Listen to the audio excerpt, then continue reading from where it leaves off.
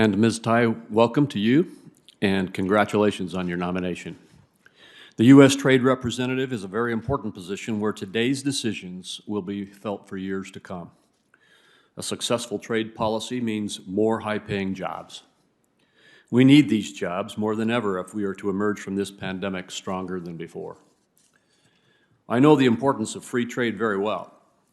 Idaho exports over $4 billion in goods annually, including $1.7 billion in computer and electronic goods. Remarkably, 85% of Idaho's exporters are businesses that employ fewer than 500 people. We cannot forget that. Free trade does not just strengthen the powerful, it empowers all Americans, including those running and working in smaller businesses. It does so for a simple reason. We sell high-quality goods and services that people around the world want. We do not need to be intimidated by foreign competitors. Our market is already one of the most open in the world. Our problem is not about whether to open our market further. It is, in fact, that too many foreign markets remain closed to us. History demonstrates repeatedly that Americans do very well in foreign markets if only given the chance to participate in an environment of fair trade. For example, bringing down just some of Japan's agricultural barriers in the U.S.-Japanese Phase 1 deal increased Idaho's agricultural exports by over a third. The importance of fair trade and the price of it being denied is also well understood by the people of Idaho. Idaho is the home of Micron Technology, a global leader in semiconductors and the technology of the semiconductor industry. Chinese state-owned companies stole Micron's trade secrets in order to secure an unfair advantage. China's systemic theft of American innovation has been estimated to cost the United States nearly $500 billion each year. Idaho's softwood lumber producers face an uneven playing field against subsidized Canadian exports. We cannot let the 750,000 jobs in the lumber industry or the 420 million acres of family-owned timberlands be threatened by unfair subsidies. Idaho's world-famous potatoes cannot be shipped more than 16 miles south of the Mexican border because of protectionism disguised as a safety measure. Potato farms, including Cranny Farms in Oakley, Idaho, gave away millions of potatoes last year because domestic customers dried up as a result of the pandemic. Put plainly, the United States does not just lose potential opportunities when its leaders fail to engage appropriately on trade. Our businesses and workers lose ground here at home, in every state. This is why the U.S. needs an effective USTR to tear down trade barriers and confront abusive trade practices. President Biden has nominated someone with extensive trade policy experience, including experience litigating major trade disputes against China. I look forward to hearing more from you, Ms. Tai, regarding how you would use your experience to engage the numerous challenges facing the United States, if confirmed as our U.S. Trade Representative.